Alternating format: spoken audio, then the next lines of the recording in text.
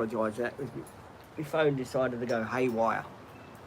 It does do this sometimes, apparently. Um, I was thanking everyone for liking and subscribing to the channel. I'll just put this over here. It's very important to have you guys with me and follow along on what I do and how I do the channel is very important to me. Especially when I get all of the support I get from the support team. Um, don't get me wrong, the support people are very nice and how they look after me. I know a lot of people are probably asking me, how is your support team, Pete? How do they look after you? Um, they look after me pretty good. They are very good people to me. Um, they do give me all the love and respect that they can. They're they're not only support people, they are friends as well. Because I know a lot of people will be saying, what are they to you? Are they your wives? And I do get asked this question a lot on the YouTube live streams. No, they're not my wives. They are my support workers. They support me in everyday living and what I do. Um, like when I go out here and there, they come with me to make sure that I'm alright and they look out for me. They've always got my back. They're they are a great bunch of people, and especially a shout out to Haley and Amanda and Georgia. That they do a lot behind the scenes with my rostering for the ladies, for the girls to come and work with me, and my team are a great bunch of ladies that look after me. They are a great bunch. We get on like a house on fire. They love my sense of humour. I love their sense of humour. Look, I'm gonna be honest with you guys by saying this. When you get new support workers like with Tia, it's sort of very hard for them to be chucked in the deep end of a live stream. So if some of them do say, well, things are not appropriate to the channel and stuff like that, it's because oh, hang on, hang on. It, it's because too they are sort of they're sort of new to the channel and they sort of don't really understand what's going on the channel. So you've got to be patient with them. Is all I'm trying to say. He is turning out to be a great person. That is my dog. Where is he? I'm sorry I don't read big comments. You do have to forgive me. It is the weekend. When I'm on the weekends on my own, doing my live streams, I don't read big comments because I do struggle with my reading and writing. So I do apologise for that if people are wondering why don't you read the comments.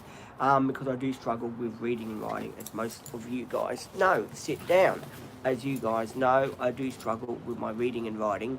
So it does make it it does make it very hard for me to do my lives on my own. Stop it on my own. So it does make it very hard for me to do the lives. But I do try to do the lives. I do put myself out there. You want to go on that seat there? Is that what you want to do? You want to go up here? There you go. So yeah, if that's what you're asking me, I put myself out here. I like being honest with you guys. I like being here with you. I do like to do funny stuff on the channel, like on the videos. We're doing the driving videos, because a lot of people ask me, how do the driving videos work? The driving videos work is we're driving around, right? We drive around to the places that we are going to, right? And we do behind the scenes, we talk. So when we talk, you get to hear what's going on in the background as well as see us talk into the camera. So that's why we do the videos, the driving videos of you hearing us talk. Because I don't believe in editing this bit out, editing that bit out, because at the end of the day, the Dream Team channel is meant to be real. It's meant to be a channel about people that's got disabilities like myself with ADHD, autism, depression, whatever people may have. I do at the end of the day try to help people by being here and you know, this being me, I guess I'm trying to say, I like and subscribe. Like and subscribe. Sorry, Alex, I'm reading his bloody shit out. Alex is right. Take a leaf out of Alex's book. Like and subscribe, please, my friends. It does help the channel out. And, of course, it does help me out because then I can, you know, I'm so blessed with how many subscribers I've got on the channel already. Don't get me wrong. Every one of you is very important to me on my channel. Don't think just big, whoa, that was a bird that flew past and you took my bloody phone out. I do like doing, as I said, cooking videos and eating out videos and stuff like that. But sometimes it's very hard to do the eating out videos when you're in a restaurant and you've got music in the background. Because at the end of the day, I can't, you know, do a video for YouTube with music in the background because you get demonetized and all that, and I don't want that to happen to our channel. So I am trying my hardest that when I do videos, I try to, you know, if I can do them outside where there's no music, that's when I try to do them.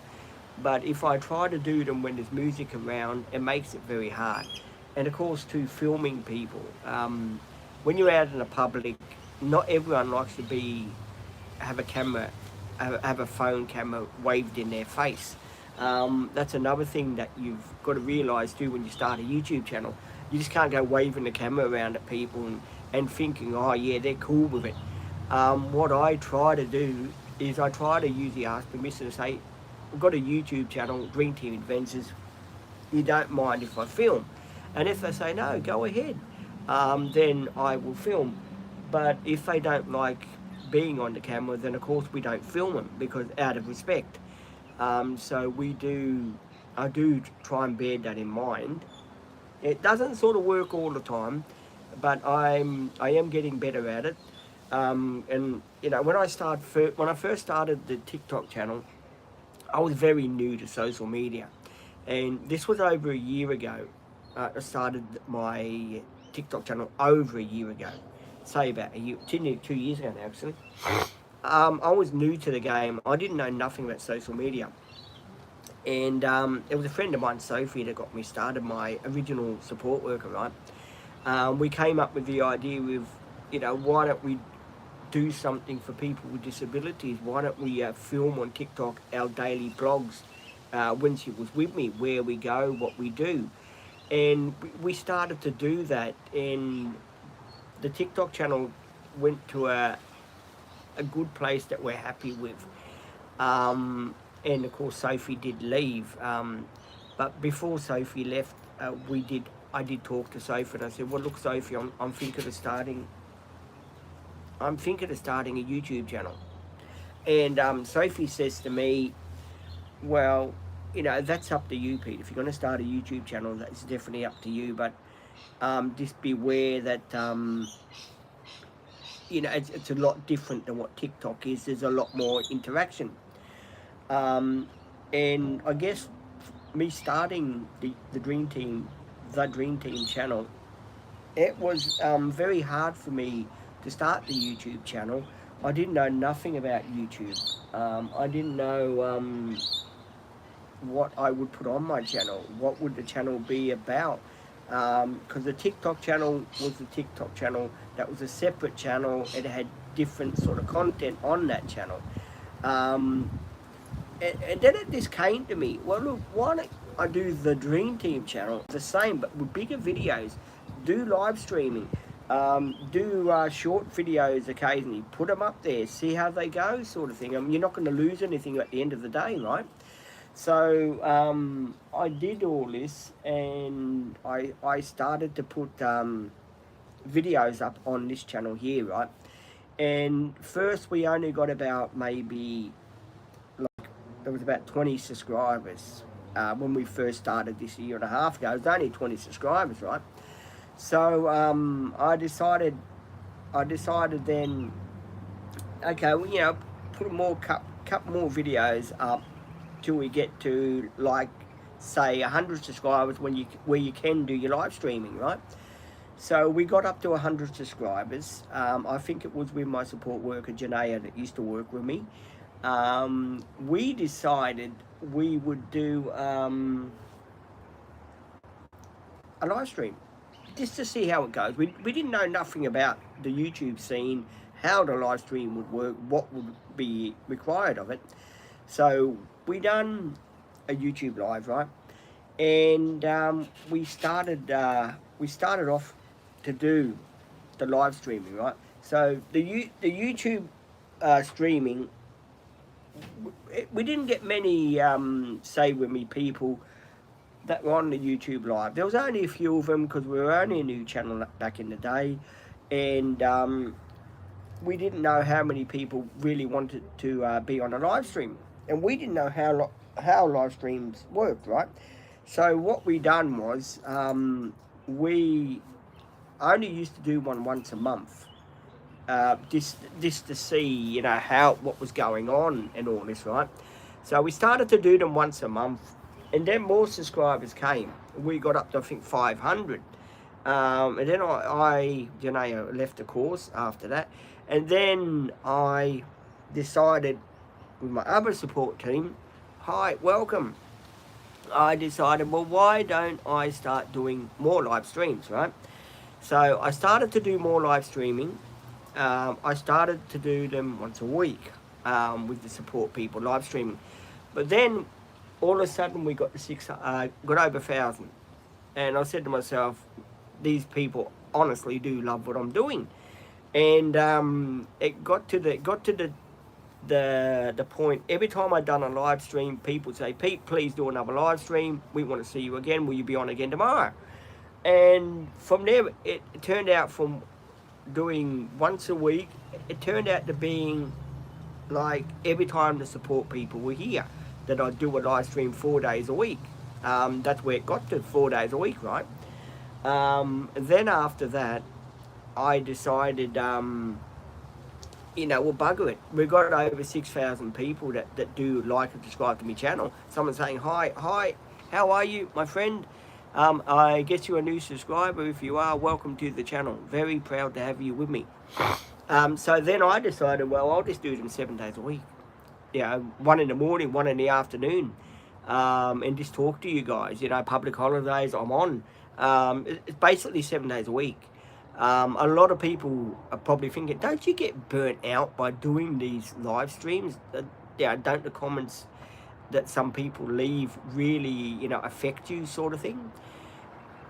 I guess, you know, being on YouTube and doing live streaming and stuff like that, you got to have, what do you call it, very, very thick skin. You can't be on a YouTube channel and have, you know, you're going to be scared of what people are saying. You're sort of going to, oh, no, I can't do this anymore because someone said this about me. You sort of got to ignore those questions, you know. Some people, what are you doing?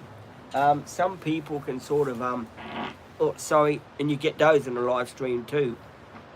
A lot of people saying, what was that? Oh, that was the dog, it had the wind. Sometimes in live streams, you do get answered. You do get asked awkward questions on the live, you know, what's going on, what's the live is about, sort of thing. And most of the time you have to have an answer ready for the people that want to know. And, you know, so when the support people say to me, Pete, a guy's asking you, for example, you know, why did you start your channel?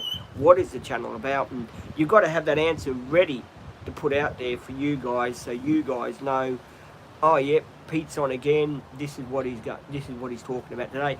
I don't do a topic on the YouTube lives. I don't do a topic.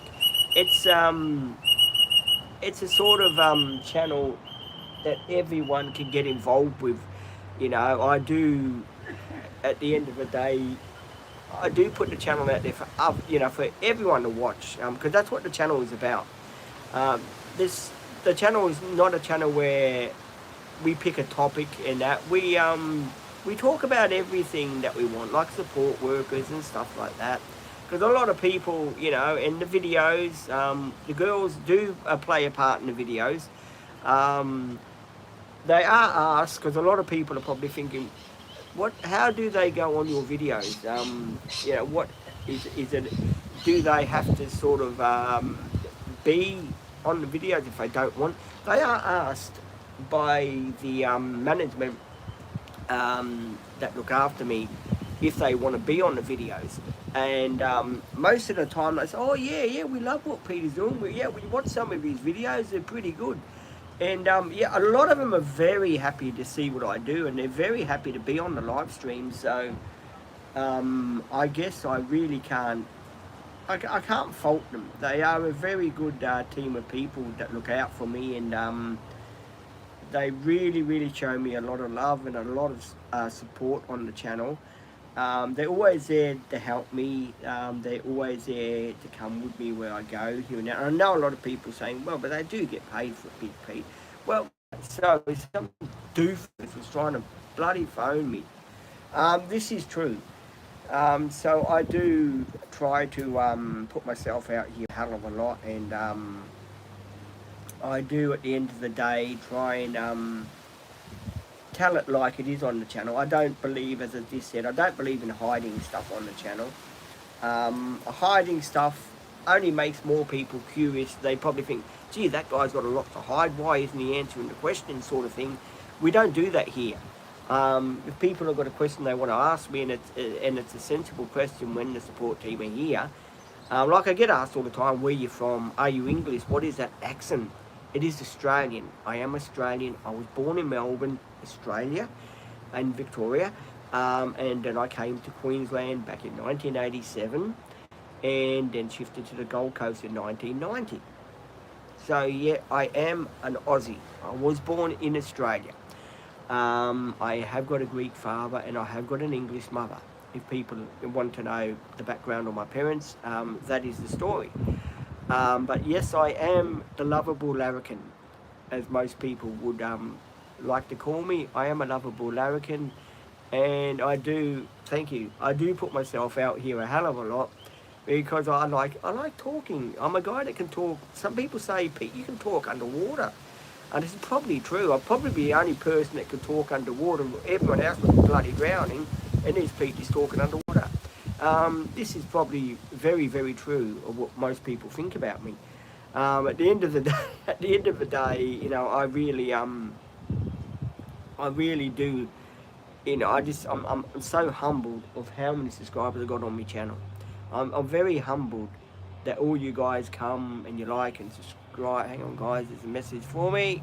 One moment, saying hello to me, so I had to go and quickly answer it. I think it was my eyes.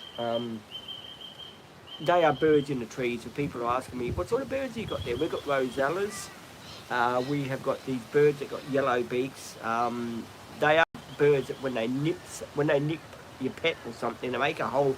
They make poison in the animal, and then you've got to take it down to the vet. You've got to spend a fortune getting your pet seen to. So no, they're not a very nice bird. Oh, sorry, we're from England. Oh, Manchester. No, she's Essex girl. Sorry. She's from Essex in England. That's where she comes from. So yeah, that's where she comes from.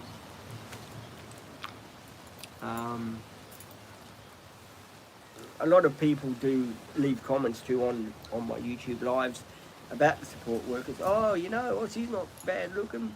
You know, what I'm saying is most of my support workers do have partners. They do have boyfriends, all right. Except for Olivia, which, you know, she doesn't want a partner at the moment. Most of them do have partners. So if people are going to say, oh yeah, she's good looking, I wouldn't mind dating with her, forget about it. They are spoken for. But I do get a lot of people that say that to them, and it does make them feel pretty uncomfortable sometimes when people do go saying that about them. I know people don't say that, you know, to be smart or something like that. People just, you know, they say it for a joke because they want to get to know the support team. And, you know, me doing lives all the time like I do, we want to come up here. Hang on. Oh, there you go. Dog is with me now. There you go. dog was sitting over here. Now he's decided to come over here, which is fine. Well, people are going to ask, how is the dog settling, Pete? He's settling right in with me, actually. He's coming to be a good little dog, aren't you, Butch? You want your chin, right? There you go. He's coming to be a good little dog, actually. He's a good little fella. He has his nipping and play times, you know, that's just the way dogs are, I suppose. I mean, I don't think he's had much training when the previous people that had him. But no, he's a good little dog. He's a good little dog, aren't you? He's still got his moments where he does a mess in the house, you know. That's why he's going to adult puppy school, adult doggy school, so he can learn these behaviour things and sort of gradually get himself out of them, so then he becomes a better dog. And people go back, and if you're a new subscriber, go back and watch my videos if you don't mind. Reason being, there's a story behind them. So my other videos that I done, I had this small little Maltese cross Shih Tzu dog named Cindy, right? And she was a very important little dog. She helped me get the YouTube channel going. She was on the TikTok channel for over 2 years. She recently passed away a month ago. She was 13 years old. We took her to the vet, the animal welfare. She had a needle for the flu. And suddenly after that, 2 days later, she kept fitting, because I don't know what happened. Maybe they gave her the wrong needle, who knows. And I had to take her in last month because she was really fitting on a Saturday morning, and I had to make the decision to put her down because she was going mad dog.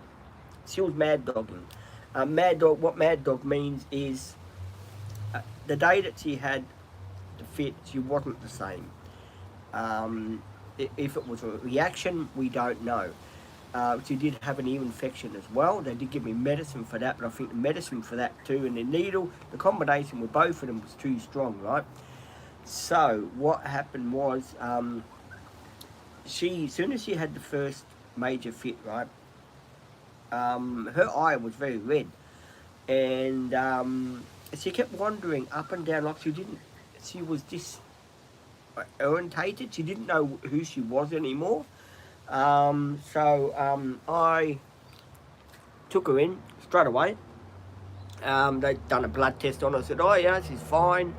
She has got like a heart murmur because she's an old dog now, and you know, blah blah blah. And I brought her home.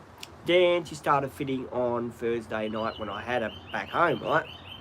She started fitting. I took her first thing on Friday again, and they left her in the animal welfare hospital there for, say with me, about a day, right? For the whole day, right? She was there. She had one fit when she was there, and the rest of the time they gave her special medicine, like anti-epileptic medicine or something like that for her, right? So anyway, after that, they phoned me up and said we'd come and collect Cindy about 4:30, which I did. I brought her home. She seemed to be all right. She was eating her food. The nurse said to me, oh, this is the medication she's got to be on the rest of her life to stop her fitting. So we didn't, and she was on thyroid medication as well, guys, as well, for people that know. She was on thyroid, and she had bad joints. And she was on, we gave her the epileptic medicine that she had to have. It was a tablet, so we had to crush it up, put it in some yogurt so she could lick it, right? So we got her home. She had a plate of food. We didn't think nothing of it. She was, but then she started, sorry guys, then she started to go up and down in the townhouse we had, and she, Dad brought her up to bed with me about 11 o'clock at night, and he didn't tell me that she was orientated just going up and down, so I didn't think nothing of it. She slept from 11 o'clock to about 2 o'clock in the morning. So it's one of my people. Hi. Cindy knew that she was getting very sick. She knew And from, it must have been about 12 o'clock to 2 o'clock in that morning, on that Saturday morning, and she's never done this before. Please like and subscribe. Thank you, my friend. Do appreciate it. She put her head on my chest. Now, Cindy has never put her head on my chest when she has been snuggling up to me. She's never done that to me in my life, right? And it was like she knew she was going to have another major seizure and she wouldn't recognise who I was. So she put her head on my chest, right? Well, laying in bed, she put her head on my chest, right? And it was like she was saying goodbye to me. As soon as she took her head off my chest, she lay beside me for about 5 minutes, but then I could see her starting to get a bit wobbly and I thought, uh-oh, here we go. She's going to have another major fit, right? So, she had a fit. I took her downstairs.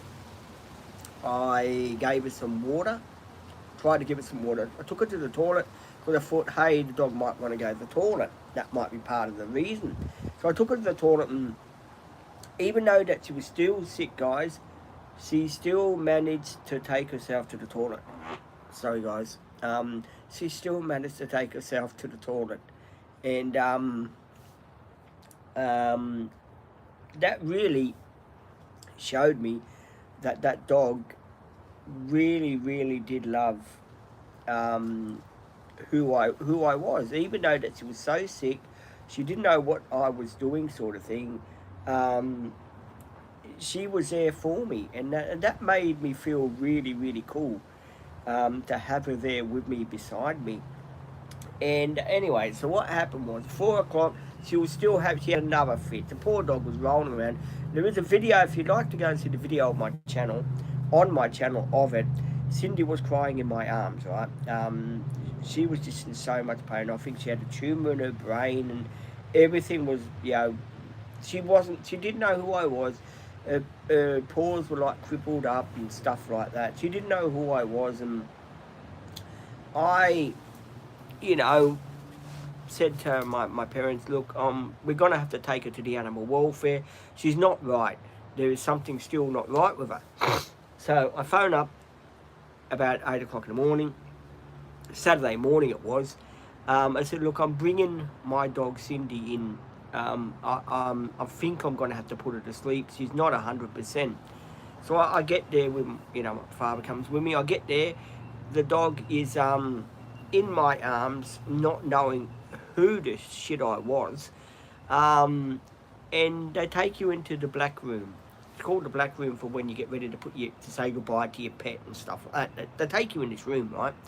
So I went into the room they call the black room, right? I went there, and the nurse comes and she takes Cindy away from me, put her on a drip, so we can discuss exactly what we want to do with Cindy, if we can give her medicine to keep her alive and stuff like that. The vet comes in and says to me, yeah, she might be alright on medication. If you give her liquid medication, she might be alright. And I thought, okay, yeah, order the medicine. Let's go for it. Let's try and do something for her. We'll get the medicine for her. So anyway, she orders the medicine, and then she goes, hang on, let me go and have another look at her. So she goes back in, and she has another look at Cindy, right? She goes back in, has another look at her, and she comes back out and she says to me, even if you do give your dog the medicine, have you seen her eyes red? And I said, yeah. And she said to me, oh, your dog has, by the way, also got severe brain damage. And I felt like saying, well, how come you couldn't tell me this before? Before trying to order me medicine and stuff like that, and giving me all this jargon that, oh, mate, she might be right on medicine, but then come back and say to me, she probably is not going to be the same dog that what she was. So I, with my father, my father actually tried to make the decision for me because he's a bit of a bully sometimes. I made the decision to put Cindy down.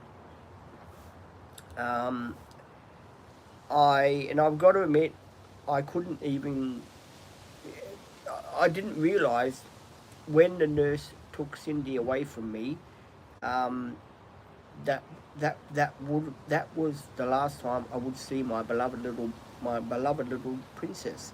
Um, I mean, I know she wasn't much to write home about. She could be snappy. She could be a real little bitch. She could bark for Australia. At the end of the day, she was my dog, and I loved her. And I loved her very much. I mean, I know most people think, you know, if you loved her so much, what made you move on to get another dog soon as she passed away, sort of thing. Then, um, my grief was so bad for Cindy. It was like so bad. I couldn't even say goodbye to her. They did want me to go in the room, and that we're going to give her a needle, and yeah, I just couldn't watch her die in my arms. That wouldn't have been. It would have destroyed me. It would have totally destroyed me. And I know a lot of people are probably thinking, you know, what are you, a man or a mouse? You know, you've got to get over these things. Things do happen in life like this, Pete. Well, yes, if you're a stronger person in life, that is true. But when you got, like I have my ADHD, it makes it very hard. So my father went in, he done the thing, said goodbye to her, gave her a cuddle. He said to me, he didn't even recognise who she was, right? So I come back home, and I came back home, right? With Cindy's collar, I told Mum what happened, and you know, Mum too, she tried to be nice to me, but when you've got ADHD, your emotions sort of don't function that well. You sort of go into a different mode, sort of thing. So I went straight upstairs because I wanted to be left alone. So I went straight upstairs, right? So what happened was I went straight upstairs, and as you guys know from the previous lives that I did do, I only could stay on live for about 5 minutes. I just had tears in my eyes and everything, and it was very hard for me because when I got home and I went upstairs and that, Mum straight away chucked everything out of Cindy's. She chucked her medicines out. She chucked her syringes out. She chucked most of her biscuits out. Her doggy treats out. Everything that Cindy had, she chucked out. And you know, I was a bit annoyed about that because she didn't come and say to me, "Well, hey Pete, what do you want?" She just chucked it out and said, "Oh, we don't want another dog in the house now. You know, Cindy's passed away now. That's it. You're not getting another one," sort of thing. And of course, you know, when you've got ADHD and you're grieving over your dog, and you got the depression too that kicks in, it made it very hard to me. So that night when I went to bed, I knew where Cindy's basket was, and I had her collar downstairs, and I snuck downstairs and got the collar when Mum and Dad were asleep. And I actually remember sleeping near Cindy's basket with her teddies and Bridget Bear and stuff like that. I slept right next to her basket. It was the hardest night I ever had to go to sleep that night when the day that Cindy passed away was the hardest day that I ever spent going to sleep because it was like, how do I say it? It was like someone, you know, ripped your heart out sort of thing and put it on the floor and jumped on it. That's what it was like when Cindy had passed away sort of thing. And it made me very, you know, I was very bitter. I was very upset. You know, why did this happen to me sort of thing.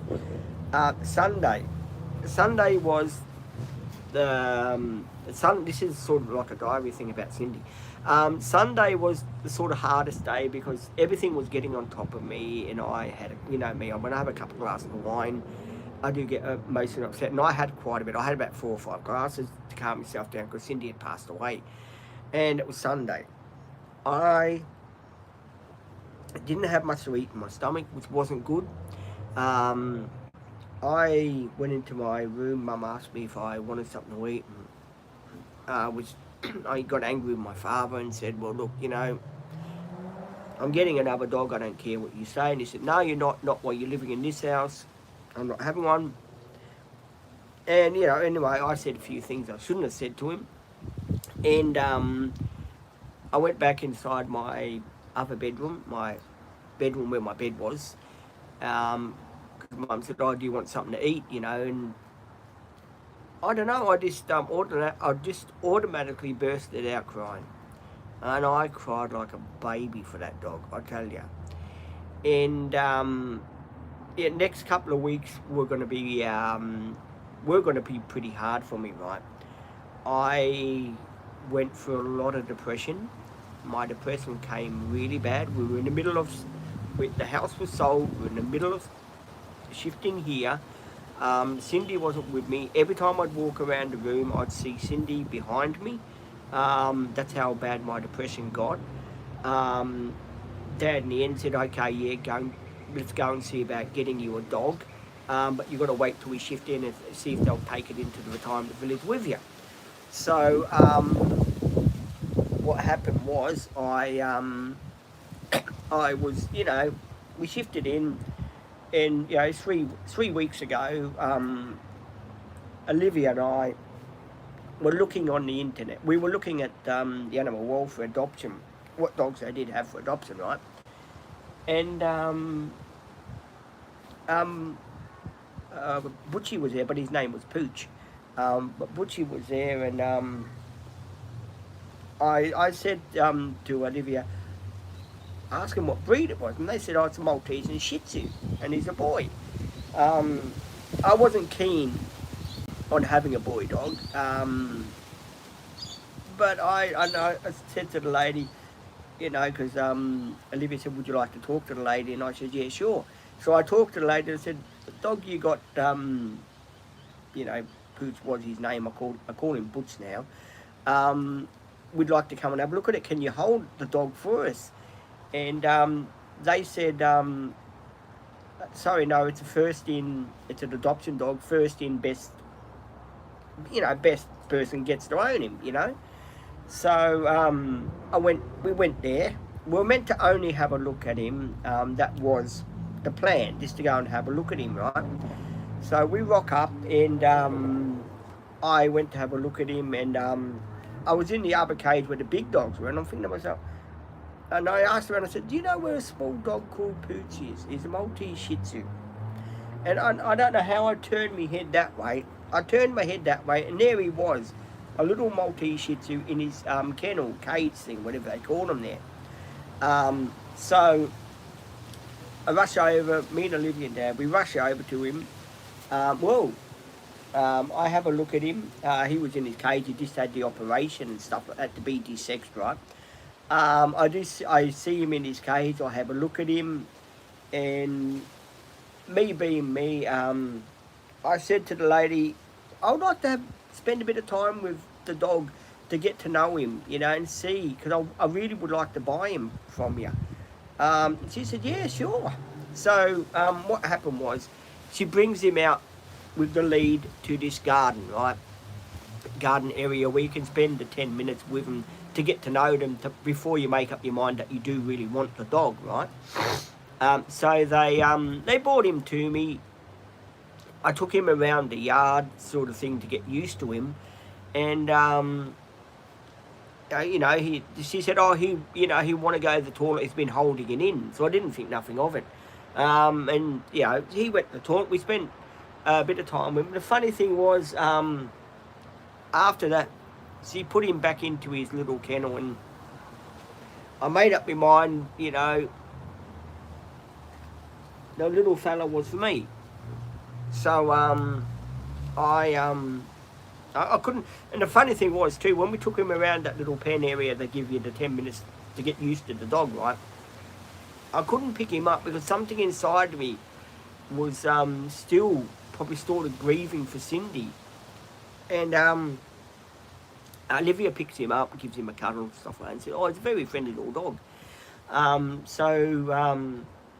The lady says, "Okay, I got to put him back in his cage.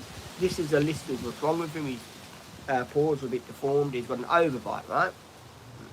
But he's got no behaviour problems and that." So anyway, we go and we say with me, the lady puts him back in the cage, right, and puts adopted. I go and do the paperwork, right? So I go and do the paperwork with Olivia. We sit down with the lady. We do the drops in paperwork. I pay me $950 for him, plus his food expensive for his biscuits and that. And I'll pay all that, right? And that's all done. And they've got the walkie-talkies, right? Can you please bring Pooch up? They all say goodbye to him. He comes home with me. Very quiet, but then when the anaesthetic wore off, he became a different sort of dog. At the moment now he's sleeping. But it gets 4 o'clock time where he sort of likes to nip and bite and stuff like that. And I know these are behaviour problems because he does need to be trained pretty badly. He has to be trained. They say to me when he gets to a year old, he will grow out of this sort of behaviour. So, you know, we are hoping that's the case, or else he'll probably have to go on some medication or something, or they'll give me some guidelines on how to control this sort of thing. They give you 3 weeks. If the dog doesn't work out, you take it back. Well, it's been over 3 weeks. In the 3-week period, I've had him for 3.5 weeks, so he's definitely not going back. So whatever's wrong with Butch, he will be going to the vet at a later stage for a checkup, just to make sure he's okay. So Butch will be going to the vet for a checkup at a later date to make sure the little fella's okay. What I can see, but he's a beautiful little dog. He's very, dirt on him. He's very timid. At night, he'll sleep on my bed right up the top of me, like little Butchie. He's a very caring little dog. He does like to grab the toilet brush and bring it out of the toilet and gnaw on the other end of it.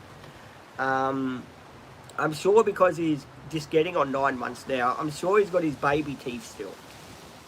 Either that or he's, the baby teeth are just leaving him and the gums are sore. I'm not quite sure. Again, I will have to get that looked into for him, just to see what's going on. He'll never be able to eat a bone. You know how most dogs love eating bones and they can chew on bones? Because he's got an overbite, it's not good for him to have bones in it because can break his teeth. So we do have to be very careful about no bones. So he's not allowed to have no bones, unfortunately, poor little fella. He does get a Weetabix. Before people ask me, well, does he have a Weetabix? What do you give him? He does have a Weetabix in the morning. And he does have his biscuits when he wants them. He's very fussy about what biscuits he eats. He's been put on these special doggy biscuits by the animal welfare, right? And if you give him a different biscuit, he won't eat it. But the biscuits from the animal welfare, he loves them. He'll eat them. I'm starting to get him on Smackos now, so he can have a few Smackos during the day, and you know, all the good stuff that goes along with it, sort of thing, just so he can enjoy himself and, you know, stuff like that. He does have his naughty. I think he gets overtired, and when he gets overtired, this is when he starts nipping and biting and stuff like that. And yeah, I've learnt now the timeout is put him in the laundry for about 10 minutes, let him bark a bit, bring him out. If he calms down, great, he stays out. As soon as he does it again, you give him another 5 minutes, time out. I mean, that's the way I'm working it until they tell me different at training school. Hang on, another message just came through. I thought I'd upload that. So that's the story. Basically, that's the story how I ended up with Butch. And of course, guys, thank you so much for listening to my story. I know it wasn't for everyone's taste, but I wanted to put it out there so you can go and follow the story.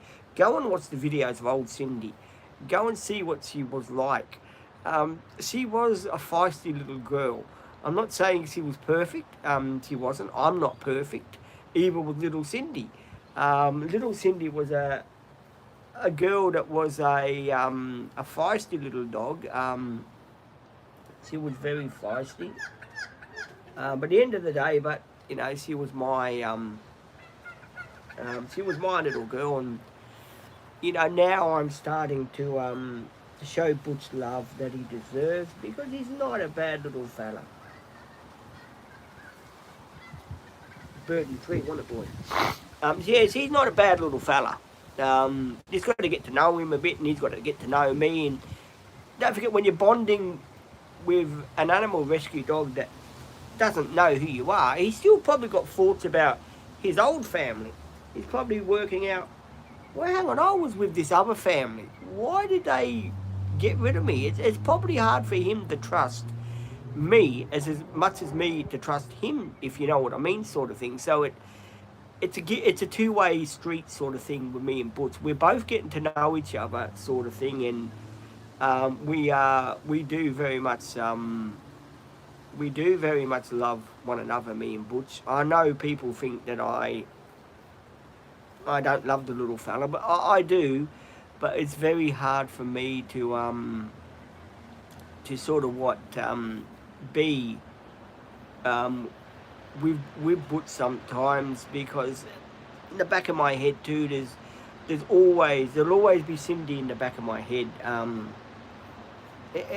We were together 13 years, guys. Cindy and I were together 13 years. And it was very hard for me to, as you know, to say goodbye to Cindy. But then Butch came along. I wasn't looking for a boy dog. Before people asked me, were you specifically looking for a boy dog, Pete? Unfortunately, Butch was the one they had at the animal welfare at that time. I had to make a decision. I could have let him go to someone else and waited maybe another 4 or 5 months for another dog to turn up. But then when I saw his character over there, you know, that he was just like me. He was lost. He didn't really know what was going on. He wanted someone to desperately love him and take him in and be part of a family unit. And I thought, well, now we've got the support workers that work with me. They give him all the love and the attention that he needs. They take him for walks with me. We go down the doggy park. We do all the cool stuff. So we are training for the summer, so he can come for barbecues with us and do all the dog stuff that he wants to do. Come in the van with us and stuff like that. Sit on the couch with us. I have been training him to sit on the couch with me. Sometimes in the morning he does come out in the van. He does sit out on the couch with me. So he is slowly. We're getting there slowly. You can't. It's like they say, like a good wine. When you drink a good wine, you can't rush it. You got to sip it, because the more that you hurry to drink the wine, well then you're going to get pissed, aren't you? Fall over and stuff, all that crazy stuff. So, you know, the dog training, I guess, is the same. You've got to be patient with them. And some of us, you know, like me, I'm not a patient person. Most of you guys would know. But at the end of the day, I try to do the right thing by Butch. He does have a comfy bed at night with me. He's taken out to the toilet whatever time he wants to go to the toilet. Like if it's 1 o'clock in the morning, 2 o'clock in the morning, he is taken out to the toilet, so he can do his business. I don't have a set time where I'll say to him, no, you can't go out, I'm tired. I do take him out whenever time he wants to go toilet, he goes out. Because at the end of the day, you know, he's getting used to being part of a family unit. And, you know, he doesn't like to feel that, hey, I don't want to do a mess inside the house and get told off. Because when he does do a mess inside, Mum does tell him off. She says, naughty boy, and stuff like that. So he knows, hey, I've done wrong. That he's done wrong, not me. So he does get told off. So he's sort of more, hi, Unc. Hello. Uncle says hello back. A lot of people on here call me Uncle. That's fine, I don't mind it. Uncle says hello back, guys. How are you from Uncle? The Man from Uncle, there you go. That was a good movie, The Man from Uncle. So yeah, we do those sort of things, and basically I film every day what I do, you know, going shopping, going here, going there. Because people do like to know what I'm doing and where I'm going to be, and all those sort of good things, which is, you know, important to me and the channel, and of course you guys that watch the channel, because a lot of you guys, you subscribe every day of the week, and for a YouTuber that's pretty good going. I do, you know, very much appreciate you guys liking and subscribing every day of the week like you have been doing. There's nothing better to have decent subscribers like yourselves on the channel and being here with me means a hell of a lot. Especially, you know, when I do these solo lives, I get a lot of time to think, you know, how lucky I really am to have you guys by my side on the channel, and how you guys always turn up for me in the live streams and you're always here, and how, you know, most of my subscribers, they always do leave, yeah, super chats and that, which is grateful. I am grateful for that. I truly am. Not because I, you know, I'm hard up, don't get me wrong. It just means a lot to me. It means that people care about what I'm doing on the channel. They care about me as a person and not a number. Sometimes when you got ADHD and autism, people look at you like you're a number, not like you're a human being. You're a number. That's what people do look at you like. And a lot of people are scared about talking about ADHD and autism because they think, oh yeah, people are going to look at us differently. And I went through that stage when I was younger. I went through that stage where I thought to myself, if I tell people what I've got, they're going to look at me like I've got two heads, sort of thing. And I get people do get very, very ashamed of that. You haven't got to be ashamed of it. It's just something you're born with. At the end of the day, you sort of can't really change, you know, what you are. As long as you can walk and you can talk and you can do certain things in life, I guess that's all that really matters. I mean, some people are better than others, of course. You know, that's nothing to be ashamed of. At the end of the day, you've just got to be yourself, and I can be a moderator. I can be a moderator. Is that you? We get. Hang on, who's that?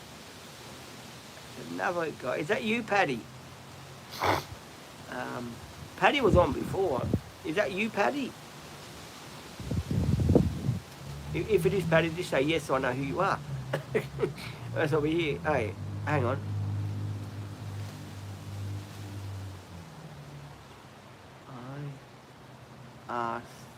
Yes.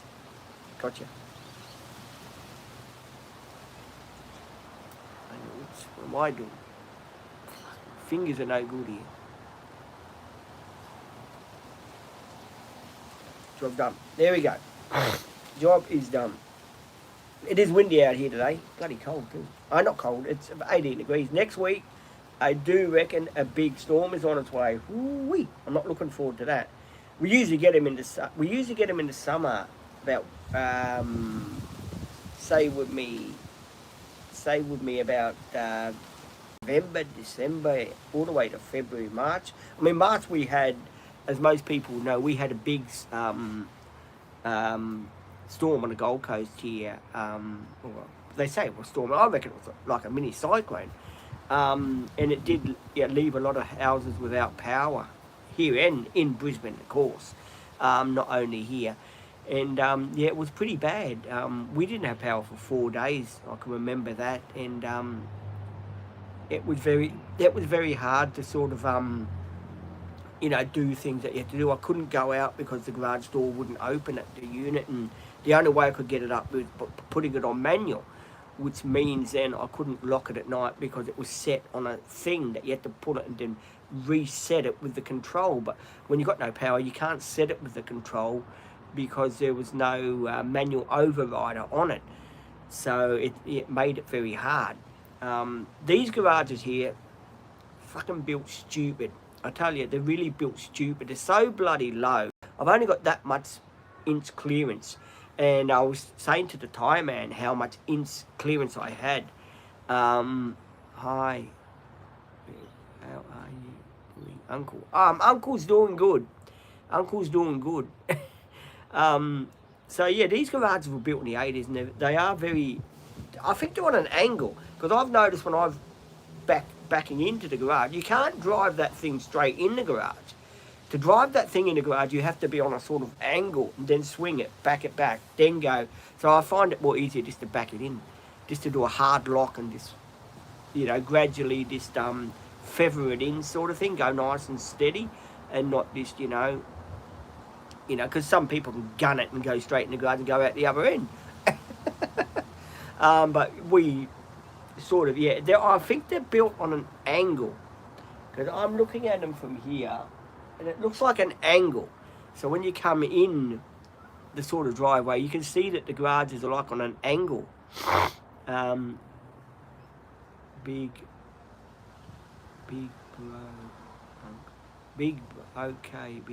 oh, they call me lots of things, Big Pete, Uncle, I'm sort of, people call me all kind of things on the channel, but as I said, running a YouTube channel, you've got to have a thick skin.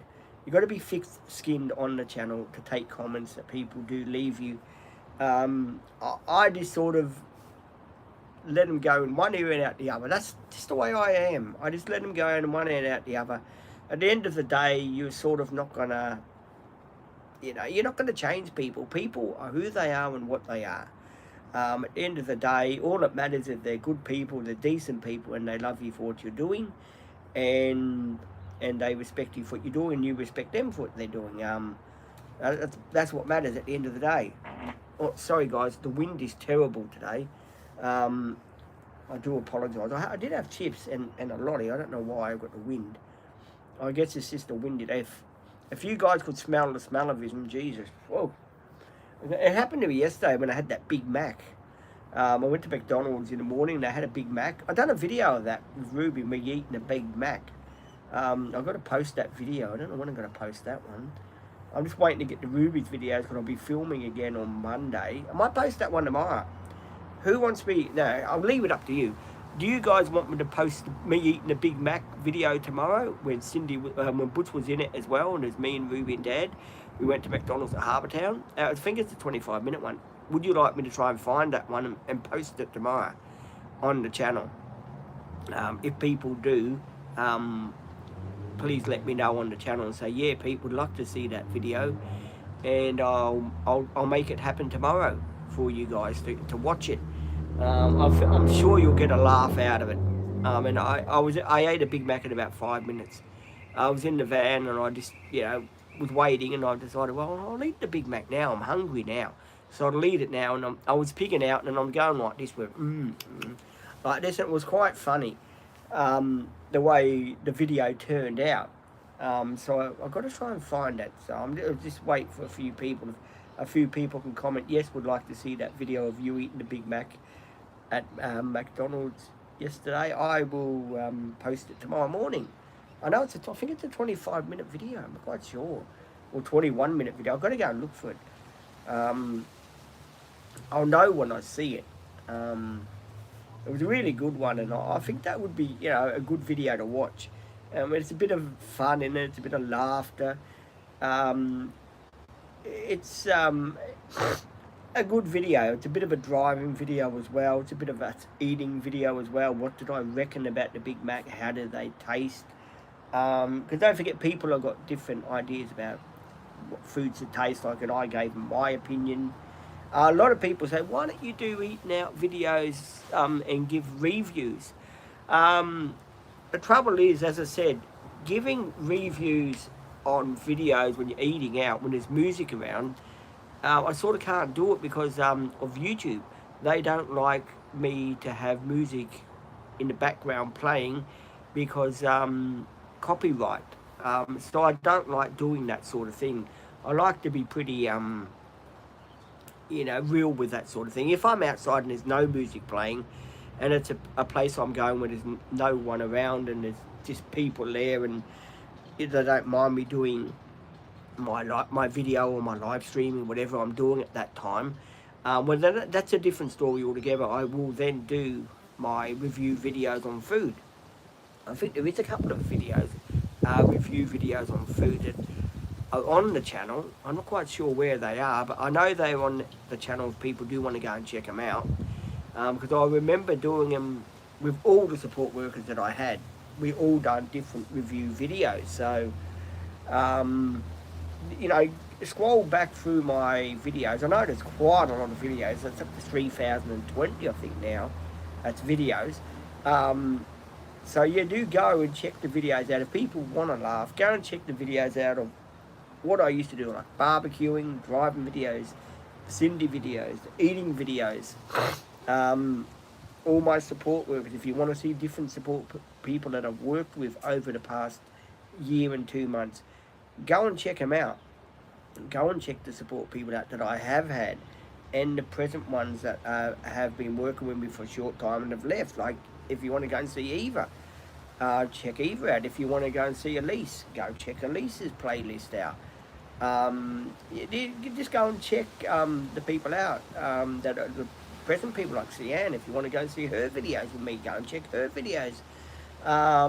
If you want to see the super glue videos, go and see me when I was super gluing in the van, and all that good jazz. If you want someone saying hi, I gather you are a new subscriber to the channel.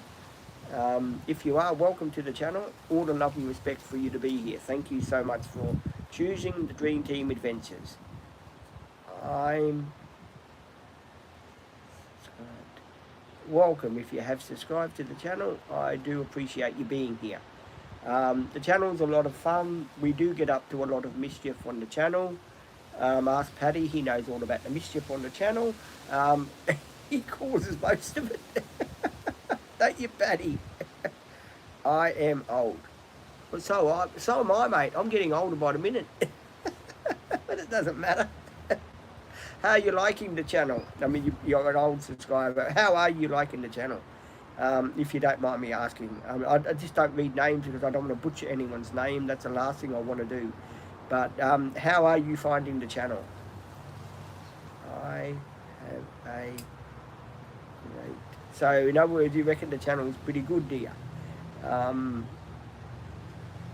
I have a ball doing the channel. I really do have a ball doing these lives and sitting out here with you guys and all that good stuff that comes with the channel. I really do like doing all this stuff with you and being here. And yeah, being here is very important to the channel. Will do, please do videos with food. Please do videos with food. Okay, we'll try. I will try my hardest. I will try my hardest. I will try my hardest. I know there was a bowling thing me and Tia were planning to do. Or no, maybe I can go to the sushi train with her and do a review on that. Just leave it up to me. I will try and figure something out for you. Okay then. I'll try and make something happen for you. There is some cool stuff that's happening this week, so I will try and make that happen. Because I know a lot of people like the video, and I know you like cooking videos, guys. I know there will be different recipes in the cooking videos, because I just don't want to do the same recipes over and over and over again. Because at the end of the day, you people are going to say to me, well, Pete, you've seen you do this before. I mean, why are you doing it again?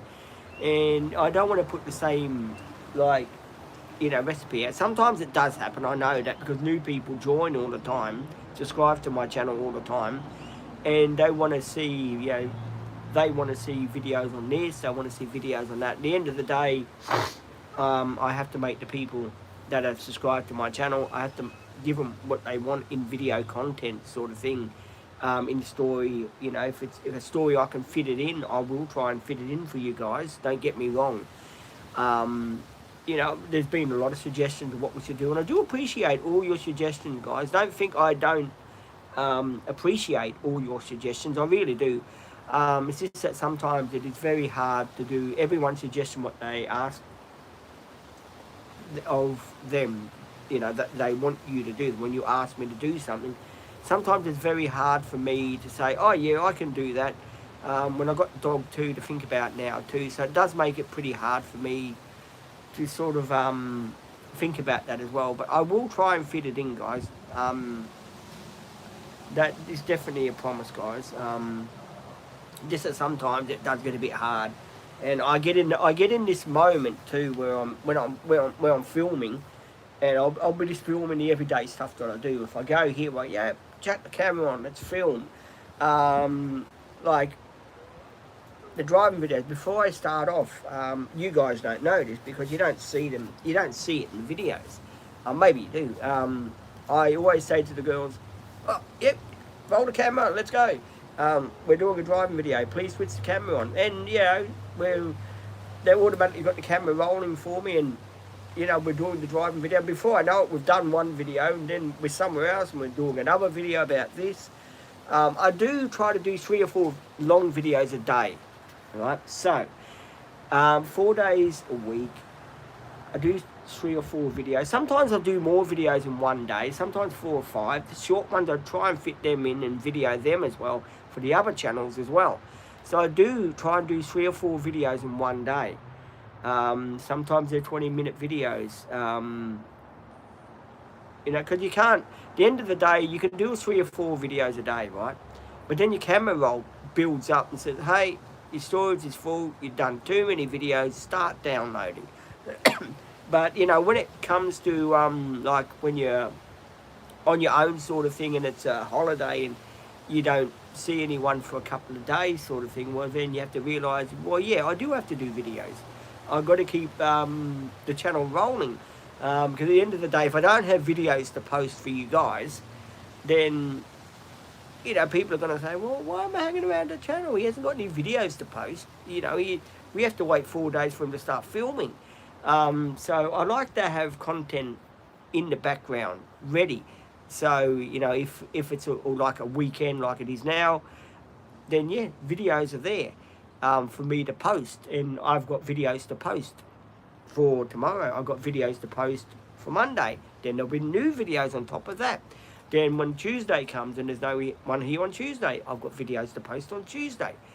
So it goes on and on and on sort of thing. That videos keep rolling out. And I do apologise if some of those videos are repetitive. I do apologise for that. At the end of the day, they're videos that where we are at, what we are doing and where we are going. I am very excited to, you know, when Butch does get his training and he's in all of this and he's settled down. I am going to be very pleased to do the summer videos with him in there. Like going to the beach, going for more Barbies with him. You know, doing those sort of videos where we're playing with him at the beach, where he's walking along the water with us, on the sand with us. Because with little Cindy, we couldn't do the walking on the sand and the stuff like that with her, because he would just bark. She would just bark her head off. We couldn't even get. Sometimes we do a live stream, as you know, when we're stationary in the van, right? We wouldn't be able to get out to do a live stream with her walking much by herself, because she'd bark. She'd see someone and she'd totally bark at them. So it was very hard for me to do, you know, videos with Cindy, like walking and running sort of thing, because she'd bark the whole time. Butch is different. Butch is sort of a dog you can take. I'm just looking at his fur. Butch is Butch is a dog that you can take him for his walk, and you can take him here and there. He is a good little dog. And it does make, as I said the other day, it does make me sad that people do buy dogs, puppies like Butch, you know, when they're, you know, young, you know, especially at Christmas. Christmas time, lots of people buy dogs like Butch, you know, especially girl Maltese Shih Tzus, right? They'll buy them for the kids, you know, for a present. And then 2 or 3 months later, they'll be about 4 or 5 months, because they won't know how to handle them or how to train them, sort of thing. They give them up for adoption. And, you know, then when you give them up for adoption, that dog then, I don't know, it's hard to explain, they lose their trust with people that, you know, are adopting them. They've got to gain a human's trust again. And there has been cases, I think the man that was here the other day, putting the pictures up, he told me his parents had a Maltese Shih Tzu that they rescued from the rescue centre. I think it was about 4 or 5 years old, and it lasted about 7 or 8 years, and because it was a rescue dog, it was beaten and all that sort of thing. Um, it died of a heart attack, and I reckon that was pretty sad. That you buy a dog for that, for that thing. I mean, Butch drives me crazy. Don't get me wrong, but I always say to him, "Hey, Butch, no," and give him a little tap on his nose so he knows, "Hey, not to nip." Because the more you let him do it, the more that he is going to continue doing it. If you can nip it in the bud while he's young, that's good. Because when he gets old, you're never going to have a chance to do it again with him. You're going to make sure he's going to be a good, faithful little dog. And luckily, he's 8 months or 9 months, so he's still got a lot to give, haven't you, Butch? He's still got a lot to give. He's a nice little dog. When he's asleep, he gets into these. What you got there, Butch? Got a leaf. Butch has got a leaf on it. Hang on, Butch. Got a leaf on it. I don't have to brush you, Butch. Got a little ticky with a little tummy. Yeah, Butch likes the tummy rub. He's right beside me here by the couch. A lot of people saying, "Geez, he's bloody quiet." Hey, don't mention that. 3 o'clock he'll go psycho again. He has his time slots where he becomes a different dog, where he nips and he bites. I'm pretty sure it's a behaviour problem. That's why we want to get him to the animal trainer so we can train him. But them trying to get back to me is it's a pain in the ass. Because they need another dog. I mean, as I said, when I was doing the morning live this morning, why do they need another dog? Why can't you just train with my dog? Why can't I just train my dog with the man, and with a man or woman, wherever the person is? I mean, he goes to a park anyway.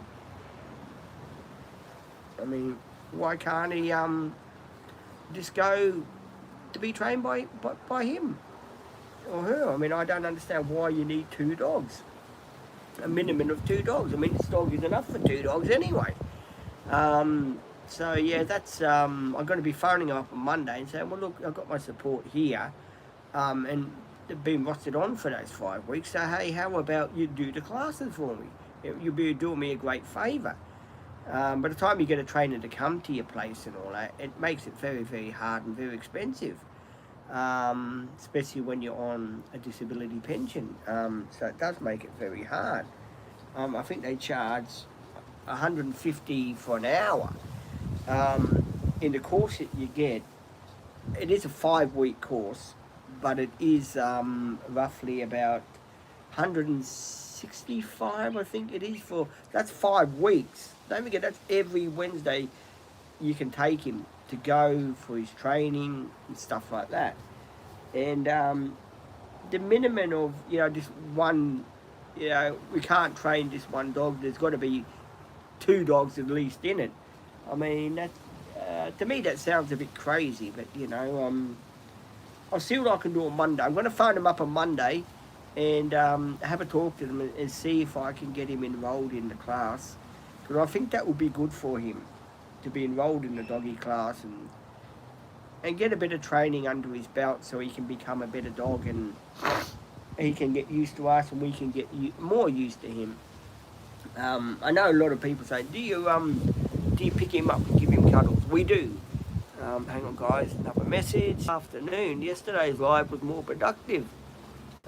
0 people watching. I only do the afternoon lives for you guys, so please like and subscribe to the channel. Does help me out, so please like and subscribe.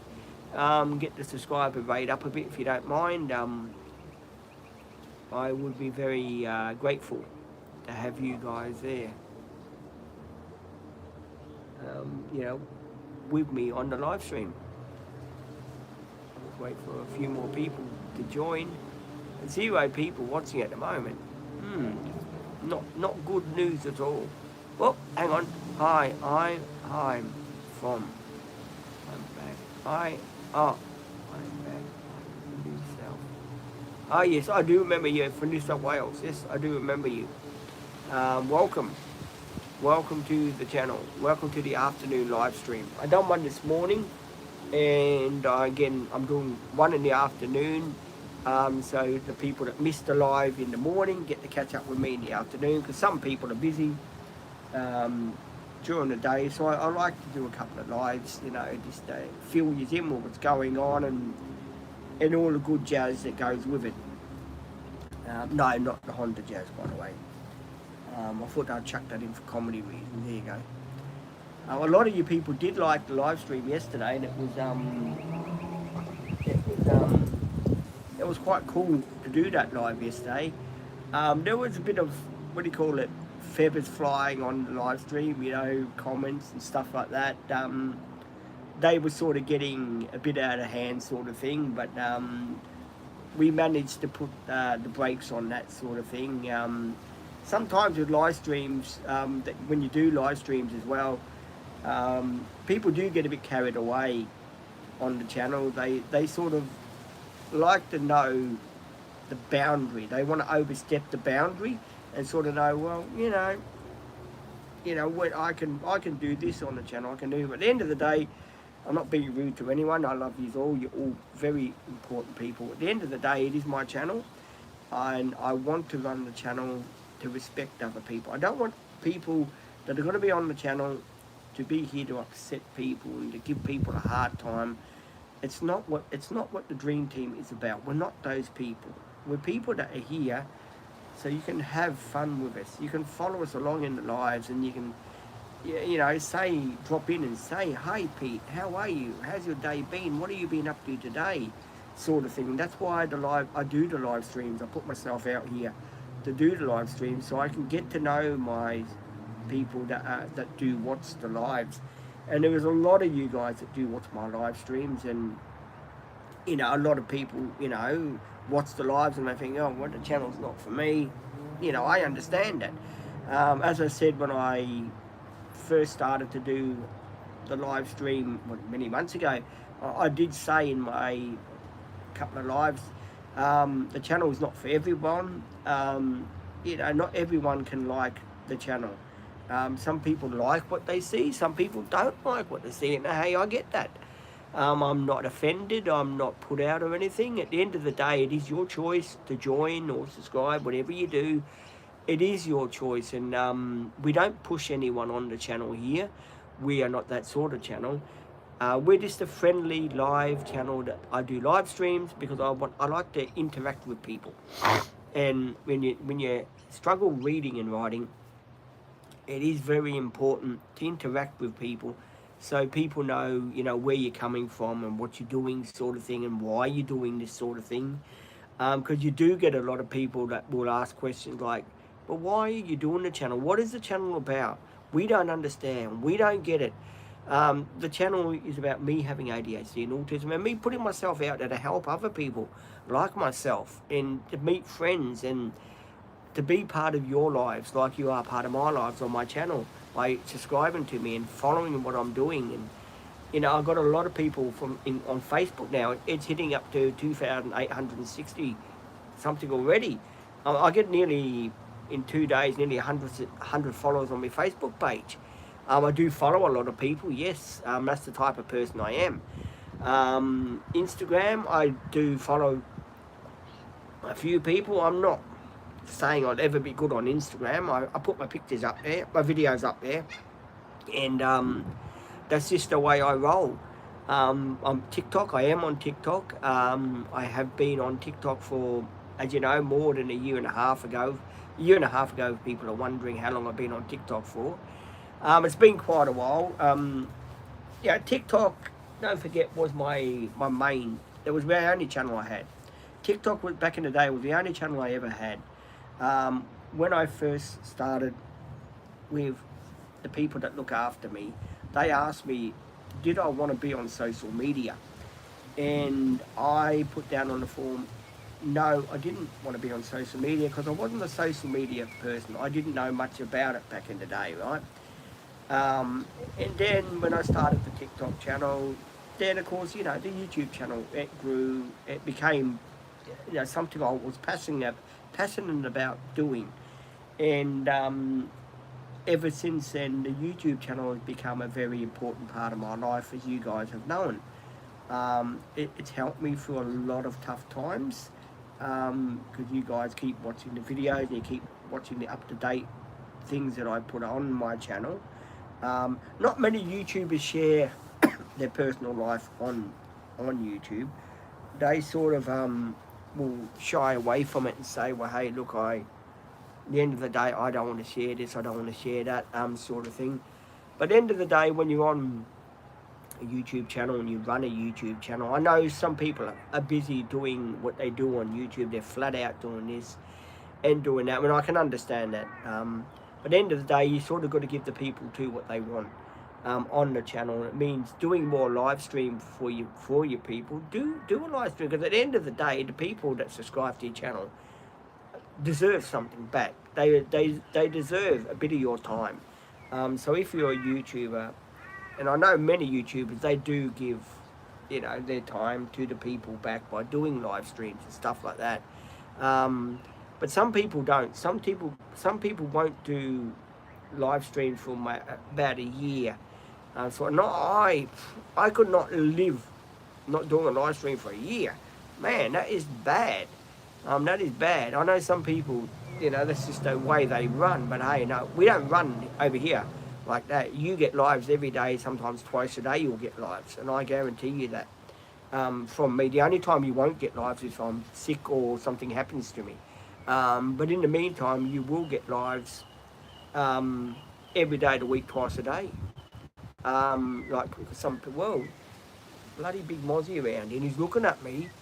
So yeah, that's the way it happens with our channel. We like to put in the groundwork so you people have something to watch and you can enjoy and have a laugh at us and see all the crazy stuff that we do get up to during the day, because believe me, there is a lot of crazy, whoa, that little bastard bird, there is a lot of crazy stuff we do during the day, and people don't capture it sometimes. They think, oh well, yeah, Pete's not doing this, he's not showing this bit. When the camera's rolling, the camera's rolling. I don't edit nothing, it stays in there. We leave it the way it is. We basically leave it for you guys to watch us do what we do. Make mistakes. We do all make mistakes in life, guys. No one is perfect. At the end of the day, we do like to show you what's going on, what we're doing, where we're about, what we are going to be doing. That comes with the territory on our channel. I'm not one for editing videos out and cutting this bit out, cutting that bit out. If I got something that I'm videoing at that time, well, that thing will stay in there. If I say the shit word, that will stay in there. If I do a poem and it's a pretty bad poem, it will stay in there. If it's a bad joke, of course, that will stay in there. If I get the wind, it will stay in there.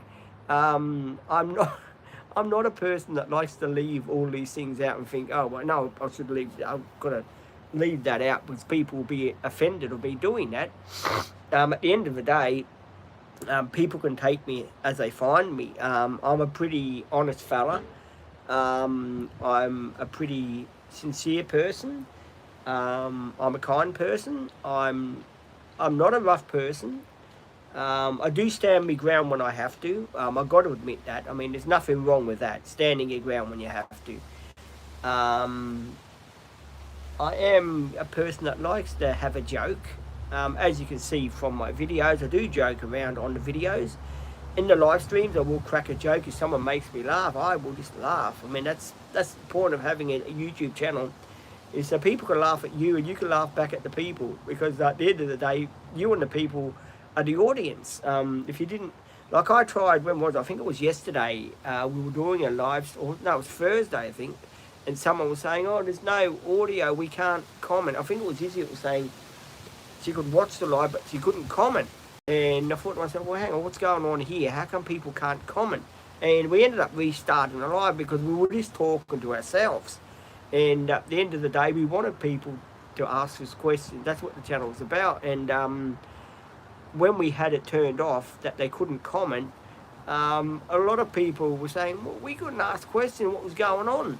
And a lot of people were getting a bit upset about that, and I can't blame them. Because when you're running a YouTube channel, people got, at the end of the day, are in the live streams that see you and be part of you. Someone saying, hi, Pete. Hi, how are you, my friend? Good to see you on my channel. Welcome. And thank you very much for being one of my subscribers. All the love and respect to all of you guys that you are all my subscribers.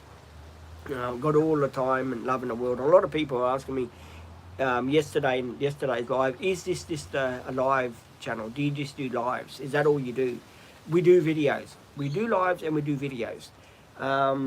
We do those, and we do put short videos occasionally up. So no, we're not just a channel that does live streaming and no video. Videos, we're passionate about putting videos out for you guys. We want you to see what we get up to. We want you to be part of it. The live streams are just to communicate with you guys and give you the love back you giving love to me. So, oh, hi, there's NR. How you going, NR? What's been going on, friend? What's crack-a-lacking? It's been a while since I've seen you on the channel. How are you? This is why I do lives in the afternoon, to catch up with good people, my moderators that are on here. I do my lives in the afternoon so I can catch up with them and they can catch up with me. It's really good to have you here and good to see you. Has been quite a while. News is I've been waiting for the doggy classes, as most people know. I've been, just trying to train Butts the best I can, sort of thing. I've been watching a bit of YouTube. I did watch Vice Script Garage. In the middle of watching Junkyard Digs. I'm going to be watching that. It's very hard to fit everything in. Like on the weekends, as most people know, when I had little Cindy, I used to spend the day where I wouldn't do any live streaming. I would just watch and catch up on the TV programs and catch up on this and catch up on that. But when Butch is here, he likes to be the centre of my attention. So he likes to be with me. So, when he's with me, I feel, it's good for me to do the live streams and he can relax, he can chill out, and like he's chilling out now at the moment. He's chilling out, there he is. He's beside me, just chilling out there. So yeah, he is beside me, just chilling out. And by a certain time, as I said, he does become a totally different dog. But that's just his character, I guess. He just gets into the doggy stage, and he needs a doggy brush. But he's a very lovely little dog. Got a good nature, haven't you, Butch? He's got a very good little nature. He's a very protective little fella, aren't you? A very protective little fella, aren't you? Very friendly little dog. Couldn't ask for a better mate. And with Cindy, she was always a girl dog, so it was always, here girl, but with Butch it's, here boy. I can say here boy because he's a boy. Let's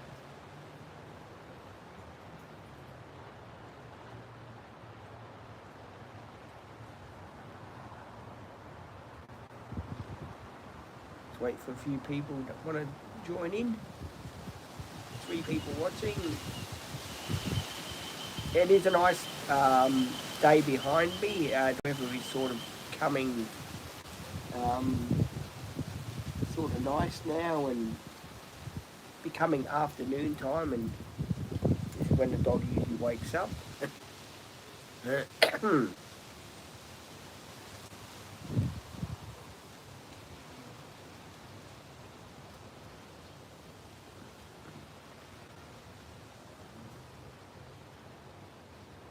Two people watching.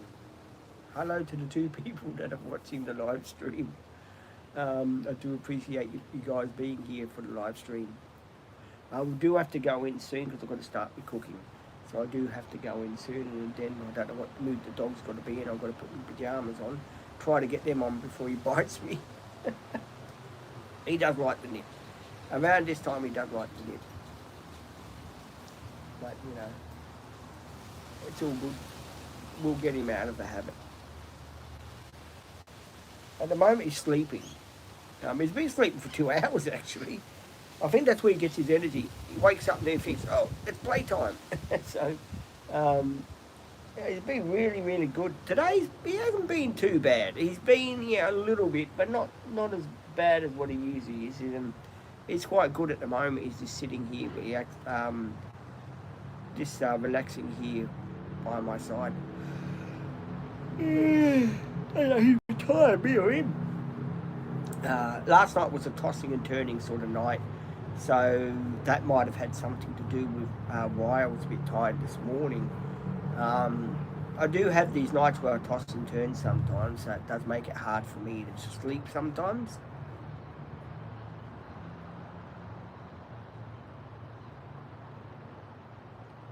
Butch looks so peaceful here. He's got his head down, and he's just dozing off. He's just thinking, hey, Daddy, I'm dozing off here. Just, chill out and do what you're doing and just let me get some kip. I'll let you know when I'm ready to play. When he does play, geez, he really does play. He's like a, what do you call, bionic dog. he gets 9 lives. He's just chilling very, very cosily here. And that's the way I like it. When he's nice and he's cozy and he sort of thing. I've got to admit, retirement village is very, very quiet. You haven't got kids that scream or stuff like that, which, the other place I did have a lot of kids that used to scream and carry on and stuff like that. It is very quiet. I've got to admit that. It's very quiet, very peaceful. And the courtyard they give you is pretty big. I know some people think, oh, it's only small.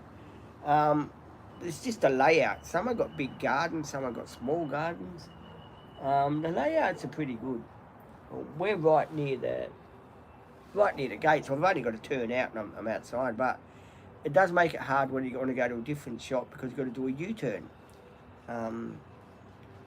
Unfortunately, as we make traffic lights out here, I think that would be the way to go.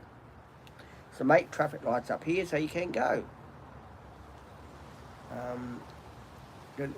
We're on the hill where I am to go where I have to go up the hill. You do have to accelerate. When you do, you sort of chirp your wheels because you're up on an angle like that.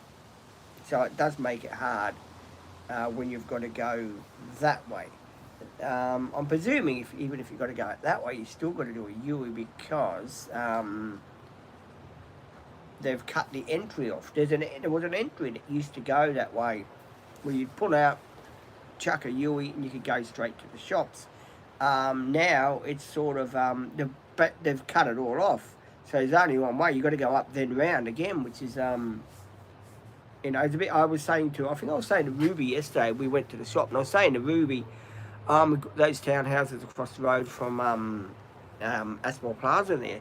I said they're really good. They're really good townhouses. I wish that Mum and Dad would have bought there because they're right across the road from, say, the shopping centre. Dad would have loved that. He could have gone straight across there and bought what he had to buy, sort of thing. That would have been ideal for him. But because he's here, it's too far for him to walk. Sort of thing down to the shop here.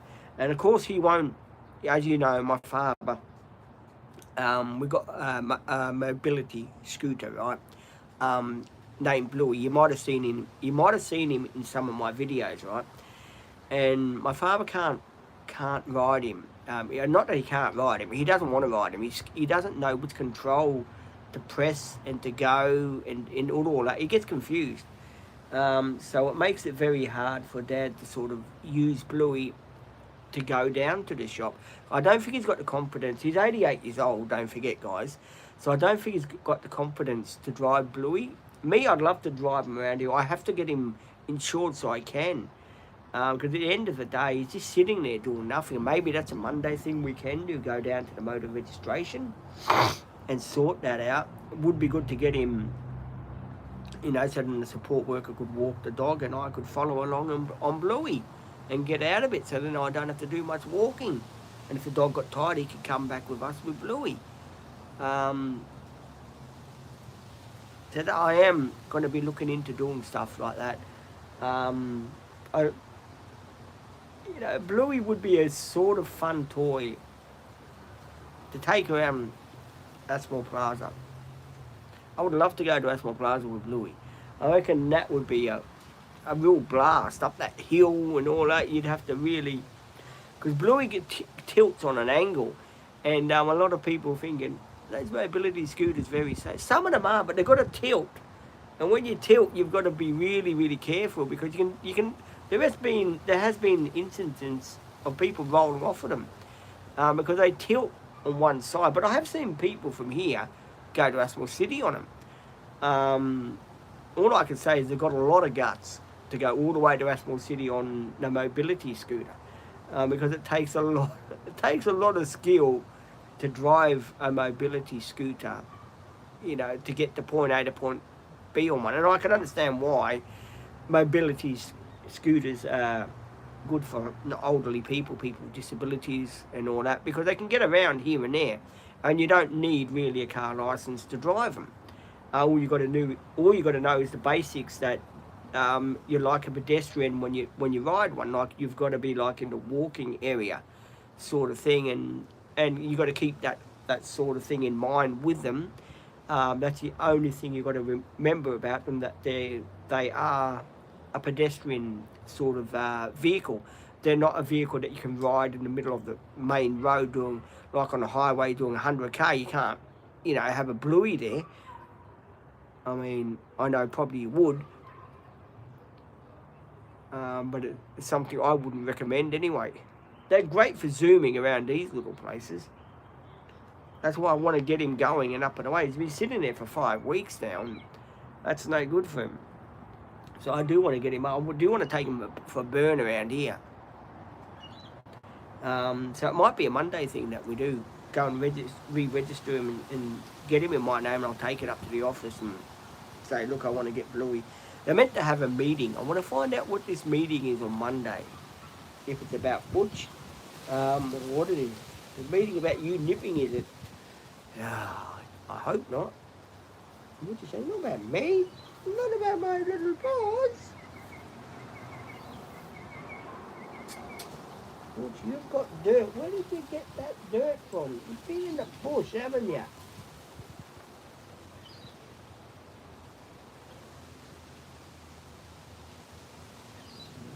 Good boy. Right, now you stay here, Butch, because I've got to go and do some cooking. Alright guys, I'm going to end the live now.